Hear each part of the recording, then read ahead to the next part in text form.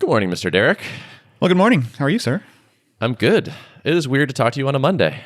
Yeah, I know, right? In my prime time for getting stuff done zone. Yeah, I appreciate you giving that up Yeah. for this dalliance of a podcast. Yeah. So, do you want to tell the folks why we're recording on a Monday? I will relay the tragedy. So last Thursday, we were excited to have Paul Jarvis on as our guest. He's doing a lot of cool stuff recently, releasing a new book. He has a podcast miniseries out related to the book. And so we wanted to chat with Paul, had him on, had a great hour-long chat in our usual fashion. And right when we ended, we're like, all right, let's wrap that up. Let's save these files. And he got a dreaded "operation cannot be completed" error message from QuickTime. Mm-hmm. And all was lost. Yes. That is such a classic "you're totally screwed" error message. Yes. It's just like failure. Couldn't do it. It's just like there's no recourse. Not even like the disk is full or No.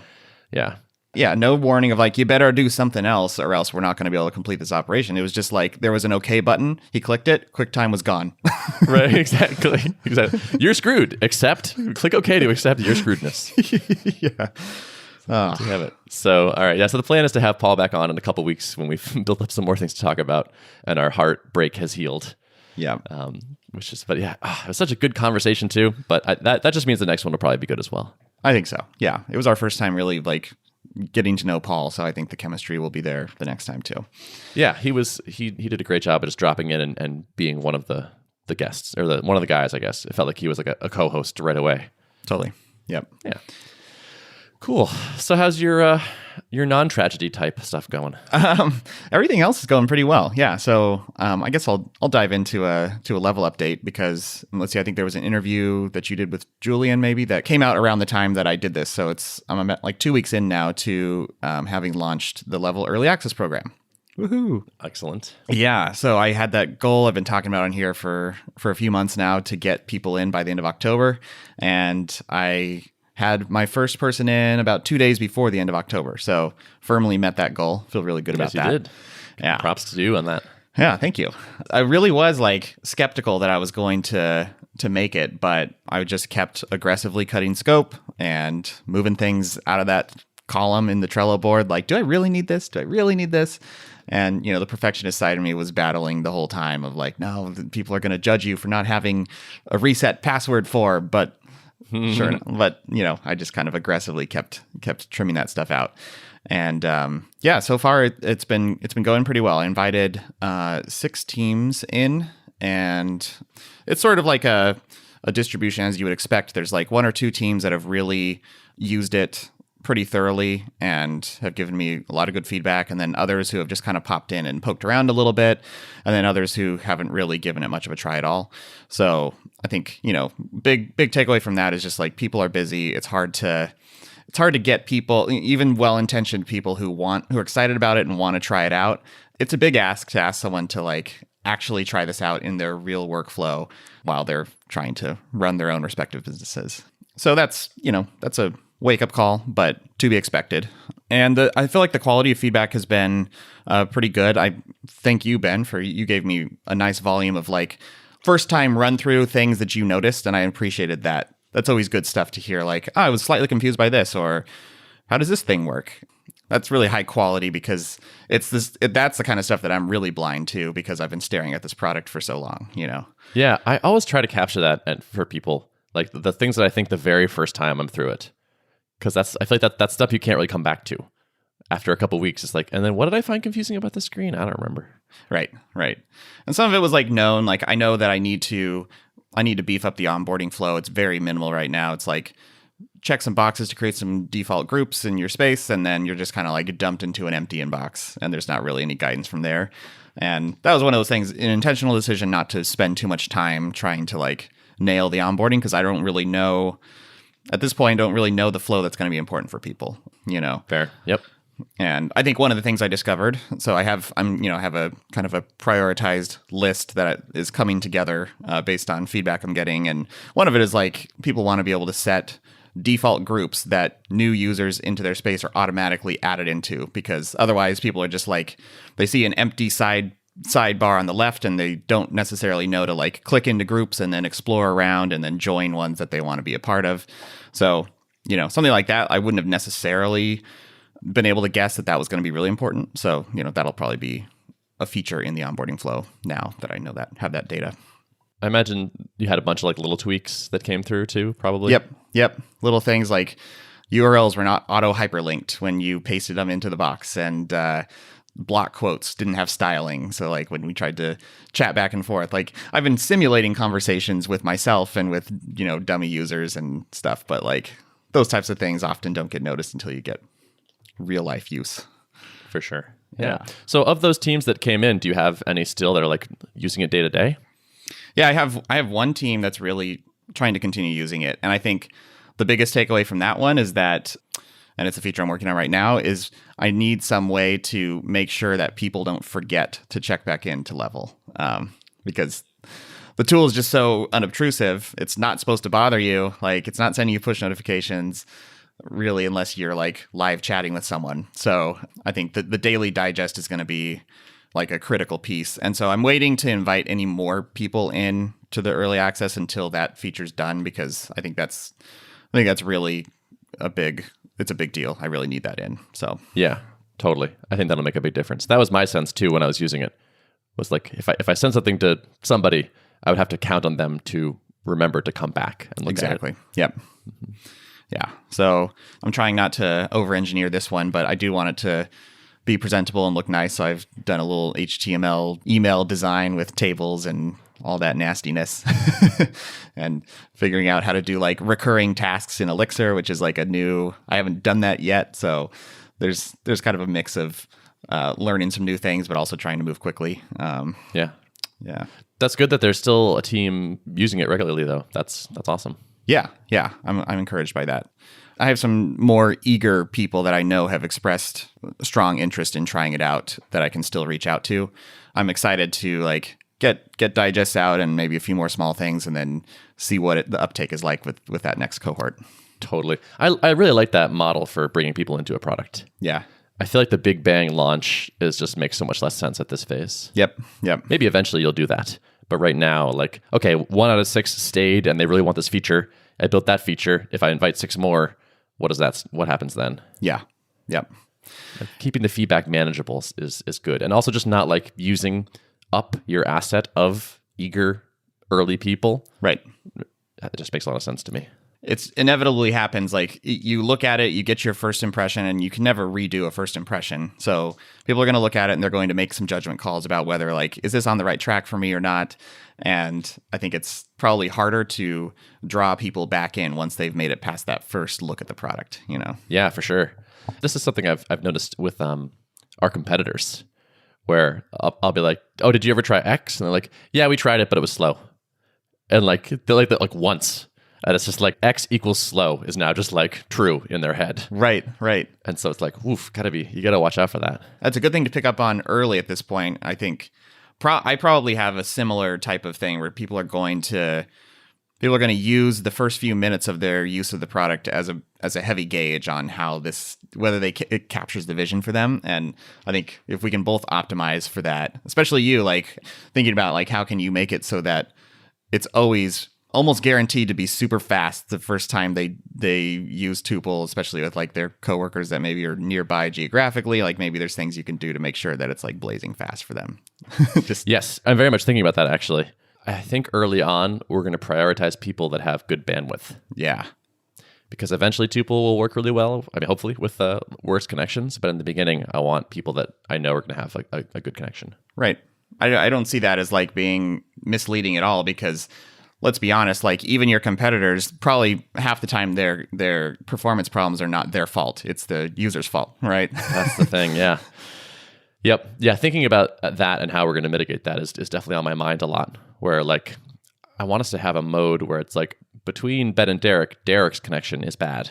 Tell Derrick tell them both. Like, just so you know, Derrick's connection is poor. Or even like at the start of a call, be like, hey, like you said you want to stream at really high quality.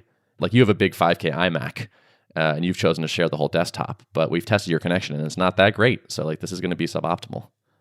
Like help guide people to success instead of just like letting them shoot themselves in the foot.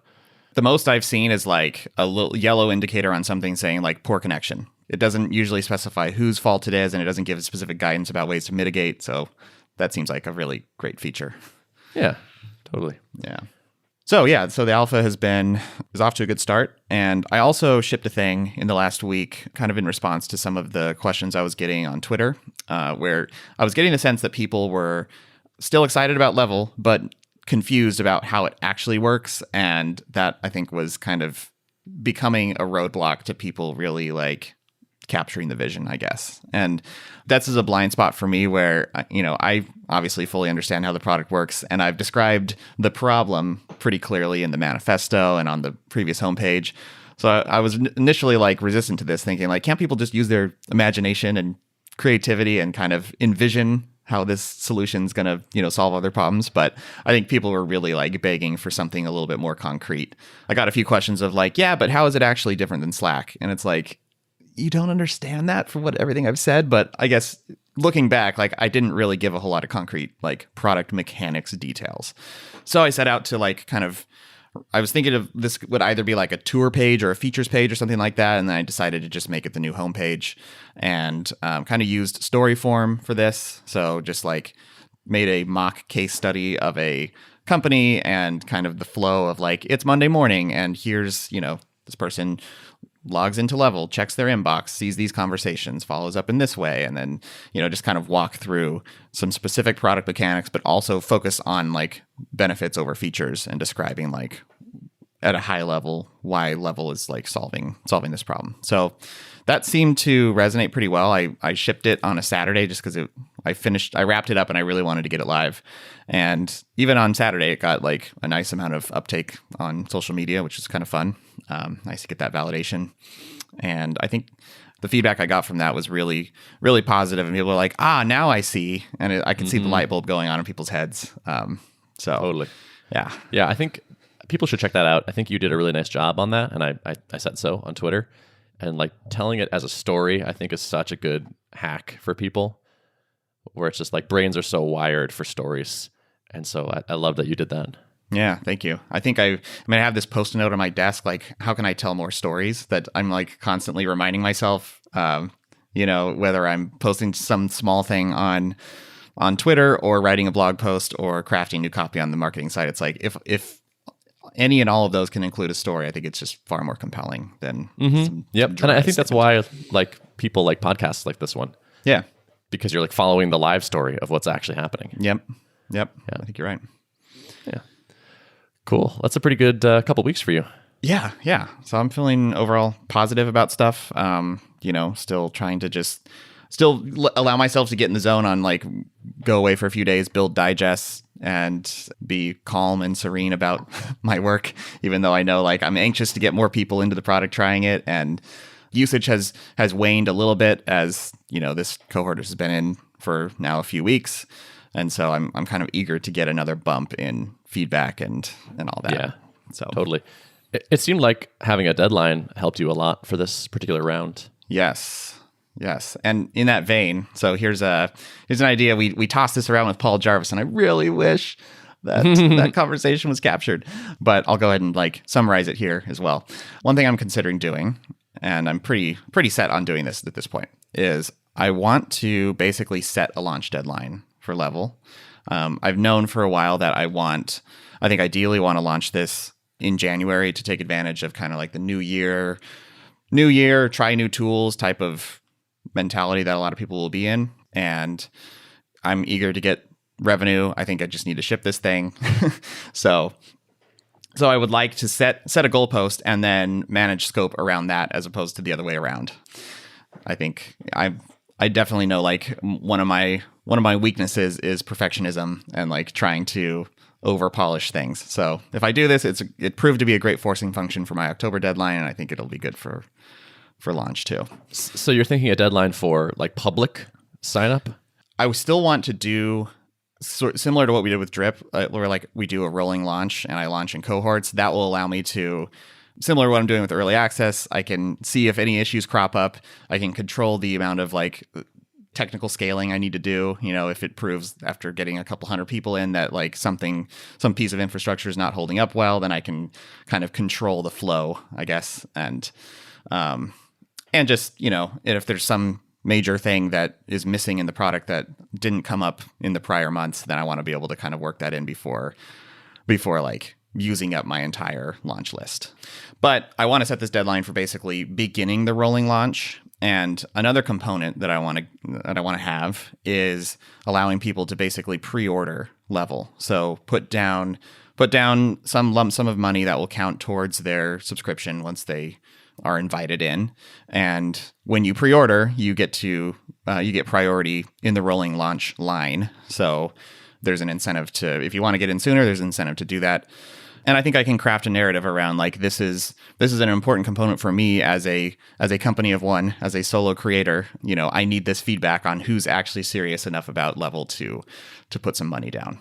So Yep, totally. I've actually been over the weekend was working on a landing page for a thing like that for Tuple. Nice. Yep. I think that is something we're going to do. Yeah. Some sort of like early commitment mechanism.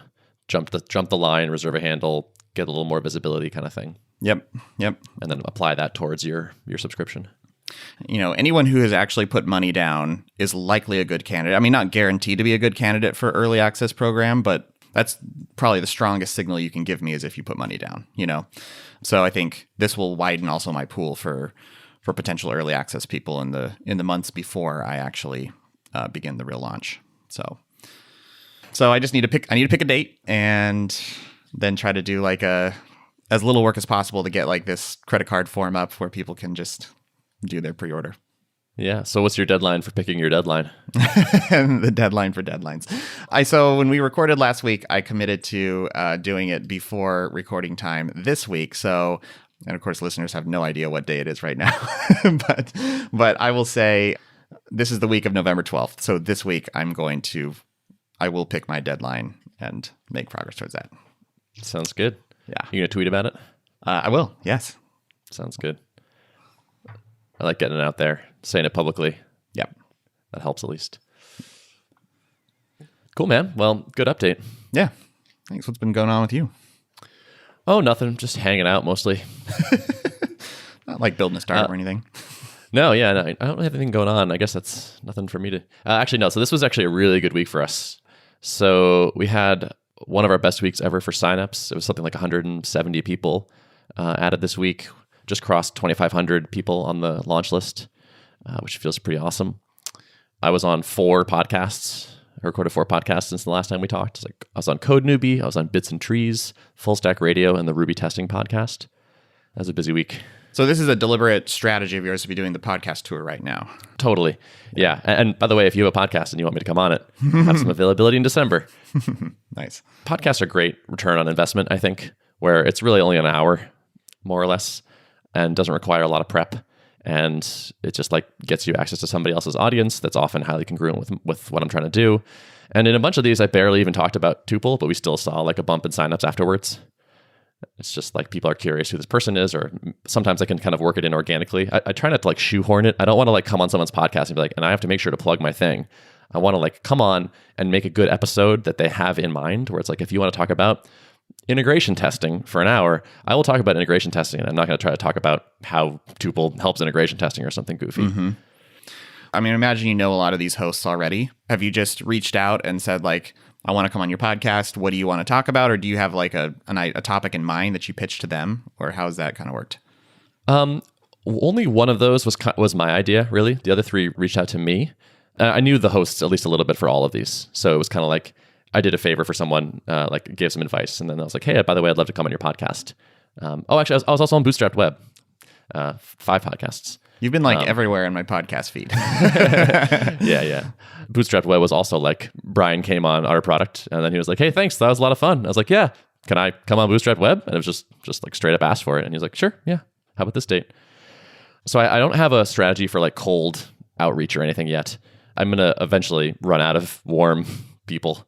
So we'll see what happens when I reach that. We get some pitches for people to come on the podcast, and they're mostly pretty terrible.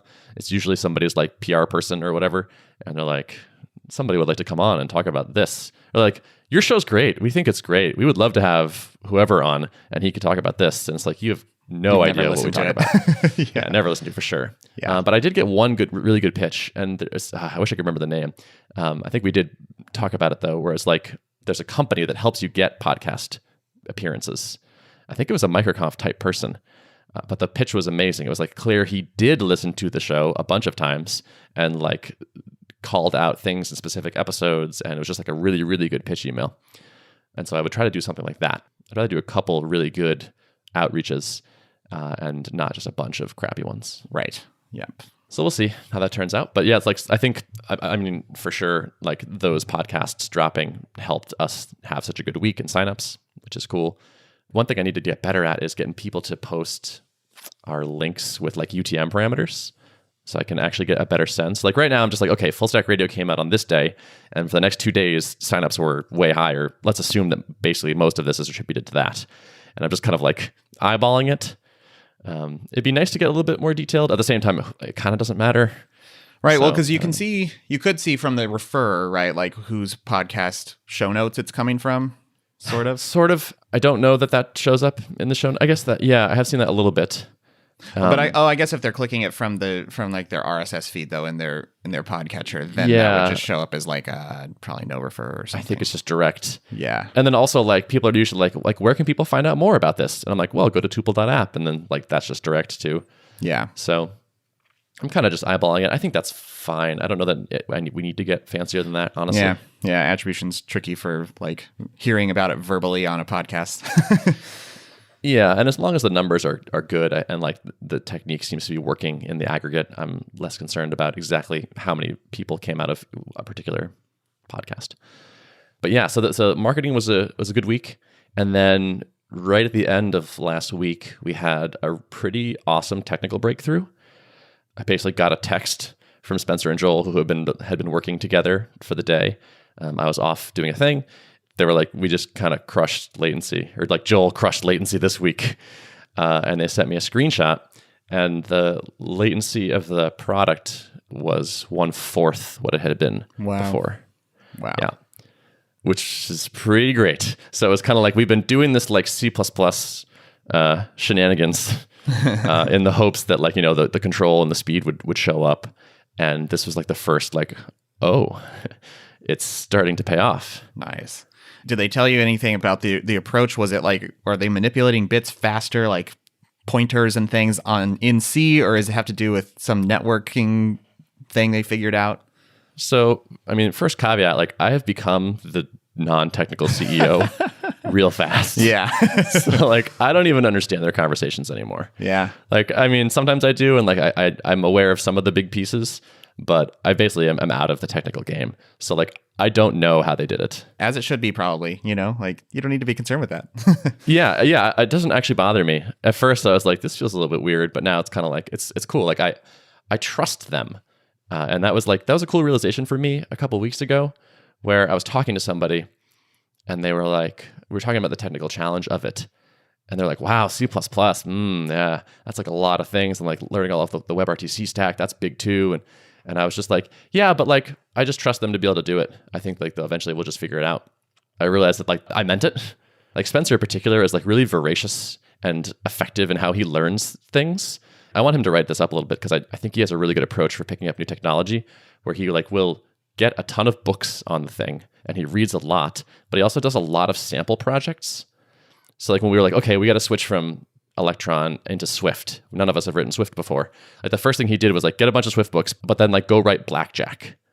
And then go write like a really simple, I forget what it was, like JSON parser or something. And like he writes a lot of small sample apps to like get his head around a thing before starting in to do the real thing. It's really effective. Like I've seen him pick up a few new technologies now very quickly. And it's pretty awesome to see. Yeah, and that's cool because I'm probably not alone in this, that I tend to get impatient and like I want to skip steps and like I'm just going to skim through this, pick up the techniques I need, and then I'm going to get right into the real thing I need to build. That's probably taking in aggregate more time than if I just built the dang sample project. And I did, when I was learning Phoenix, I actually did go, like went through the Elixir Phoenix book and kind of started building their sample project, and it seemed to pay off for me. So Yeah. Yeah. I'd love to have him write about that, or maybe even come on and talk about it, because it seems to be working really well. I was already having a great day and marketing had been going really well. And then I get this text and it was like, wow, that's the best number we've seen by a huge amount. The whole weekend was kind of just like, wow, this might work. To me, this whole venture is predicated on the fact that we can do it better than the off-the-shelf stuff. Like, if you can't actually get lower latency than what's out there, we don't have a value proposition, more or less. That core thing has to be there. This weekend was sort of that was really fun for me, just like imagining like, okay, I think we can actually deliver on our core thing. And it's feeling very exciting right now. That's awesome. Yeah. If you look at a high level, like what are your key metrics to be tracking? I'm sure that's one of them is like where are you at on latency and how does that compare to 100% other things? So at one point, a couple months ago, I asked one of the Screen Hero co-founders, who I'm a little bit friendly with, I was like, hey, what did you guys get down to for latency, just so we have a number to shoot for? And he was like, our goal was this. We're in striking distance of that. Like, we're not there, but it was like, at first I was like, wow, that's like a lot better than we can do right now. But now for the first time, it's like, if we keep optimizing this thing, like this is like, we're not way away from that. So I don't know, it's getting kind of exciting. Eventually, like your marketing could be heavily catered towards like the fact that we are the most performant or one of the most performant. 100%. I was looking at Paul Jarvis's marketing for Fathom, and I'm trying it out on level just because I want to kind of see how his new product works. But it's like heavily catered towards like, we protect your data and we protect your users' privacy. And here's our, the way we think about it. Here's how we actually do it. You can look at the code. The code's open source. And it's just like everything is kind of driving towards this. If you care about this, we are the product for you. I love those key differentiators that you can kind of establish and build a moat around your product. And, you can be like, we are the most performant. And who else, honestly, is really thinking about that? The other big players that are just doing like screen sharing, video sharing, they're probably not agonizing over this. If it's good enough, then they just kind of stick with where it's at, Right. Yep. Totally. I think of like Postmark as like a good example of this. Yeah. Where they're like, we get emails into inboxes faster than anybody else. So if you like have an activation email or subscription confirmation or whatever, like you should use us for that. Not for like your big bulk sending, but for like this one, like we just optimize this one thing better than anyone else.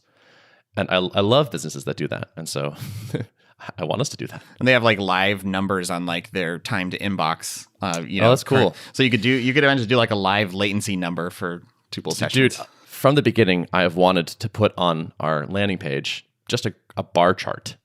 And it's like us versus 2 or 3 other options. And it's just like total latency end to end on like a perfect network. If that is not convincing, then I'm not sure we have a product. This is the alpha again, because like we started over again. So I think there's still like a lot of naive approaches being taken. But like I think we're already kind of smoking some things that are out there. And I think we can go further. That's so cool. Yeah. So, and it's early days. So like, like there's still lots to do. Like, I don't want to give like a false impression that like, oh, it's nearly done. Like last time I checked in on it, it was like, okay, it's really fast for a while. And then the memory leaks start happening and eventually it slows down and crashes. So like, there's still a lot going on. But like the glimmer of like, hey, like we're starting to hit some numbers that are very interesting is happening. Yeah. That's good. And it's important to, even despite things left to do in the product and the memory leaks and all that kind of stuff, being able to like still take pleasure in these small wins is just... Yes. Yeah. Oh, for sure. Don't worry. Sure. I've been taking quite a bunch. Good. That's what's up with us. Awesome. Good update. Thanks. I could tell one other story. Yeah. Let's hear it. I had a really cool gig happen on Friday. This is what I was off doing while Spencer and Joel were working.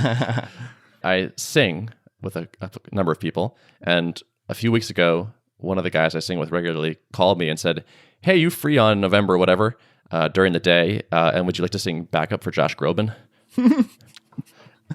And I was like, yes. And you're like, you must be trolling me. Yeah. I was like, what kind of question is that? And so like Josh Groban, when he travels, hires local musicians. This just blows my mind. Yeah, it blows my mind too. It's like he has like a band that he plays with, but then he hires an orchestra and a backup choir to sing on stage with him so that he doesn't have to bring like 60 people on the road all the time. I mean, he has like multiple levels. He's not doing it. His organization does this. But this is the thing that happens pretty regularly at every tour stop. I was just like, yes. And because this guy vouched for me, I didn't even audition or anything. And it was just like, all right, cool, you're in. Here are the details. And suddenly, like, I was on the list to sing backup for Josh Groban. That is insane. Yeah, it's mind blowing. And I was like, is this real life? This is how it happens? Just like you just know somebody and they get you in and then you're in? Yeah. It turns out, yes, that is how it happens. So like I sang in the TD Garden, which is where the Celtics play. And it's like a 18,000 seat arena on a huge stage with an orchestra and a band and Josh freaking Groban out on stage. Wow. Did you get to meet Josh? I did, yeah. So he came by the choir room. We had like our own dressing room, and he came by and like chatted for a little while and took a picture with us. And like couldn't have been nicer. It was like perfect example of like, wow, he's just like a normal person. Like seems super down to earth, just really friendly. Actually, also very personable. Like just told some stories and made some jokes, and it was just like seemed like a great guy.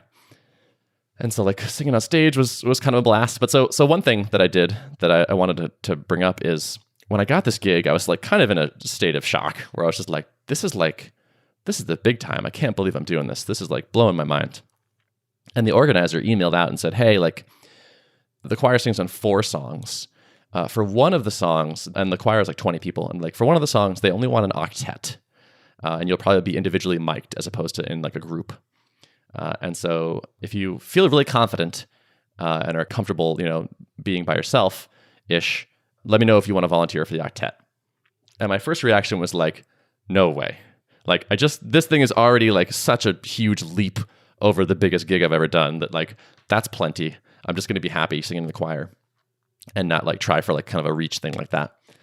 And then I was like, or I could just like lean into this craziness and just do the thing that seems uncomfortably ridiculous. And I just like responded and was like, yeah, sure, I'm in, I'll do that. And then I got it. And so I sang in an octet.